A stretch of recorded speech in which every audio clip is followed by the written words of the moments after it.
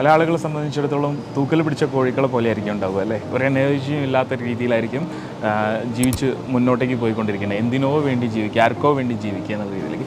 Energy വലിയൊരു ഫാക്ടറാണ് നമ്മുടെ ലൈഫിൽ. നമ്മൾ ഒരു സ്പെസിഫിക് ഗോളൊക്കെ മെയിൻറ്റെയിൻ ചെയ്ത് മുന്നോട്ടേക്ക് പോകുന്ന ഒരാളെ സംബന്ധിച്ചിടത്തോളം ഹയർ എനർജി ഏറ്റവും ഇമ്പോർട്ടൻ്റ് ആയിട്ടുള്ളൊരു ഫാക്ടറാണ്. ഈ എനർജി നമ്മൾക്ക് താഴത്തോട്ടേക്ക് പോകുന്നുണ്ടോ അവിടെ നമുക്ക് തിരിച്ചറിയാനും ആ എനർജിയെ തിരിച്ചു കൊണ്ടുവരാനും വേണ്ടി സാധിക്കണം. സോ ഈ എനർജിയെ നമുക്ക് തിരിച്ചു കൊണ്ടുവരാൻ നമ്മളുടെ ബോഡി മൂവ്മെൻറ്റ് വളരെയധികം ഇമ്പോർട്ടൻ്റ് ആയിട്ടുള്ളൊരു ഫാക്ടറാണ്. ഒരു ദിവസം എന്തൊക്കെ നമുക്ക് തിരക്കുണ്ടെന്നുണ്ടെങ്കിൽ ഒരു 20 മിനിറ്റ് നമ്മൾ നമ്മുടെ ബോഡിയെ ഒന്ന് മൂവ് ചെയ്യിപ്പിക്കാൻ വേണ്ടിയിട്ട് തയ്യാറാവണം. നമ്മുടെ മനസ്സിനെ ഒന്ന് ശക്തമാക്കാൻ വേണ്ടിയിട്ട് മെഡിറ്റേഷൻ വളരെ ഇമ്പോർട്ടൻ്റ് ആയിട്ടുള്ള അടുത്ത ഘടകമാണ്.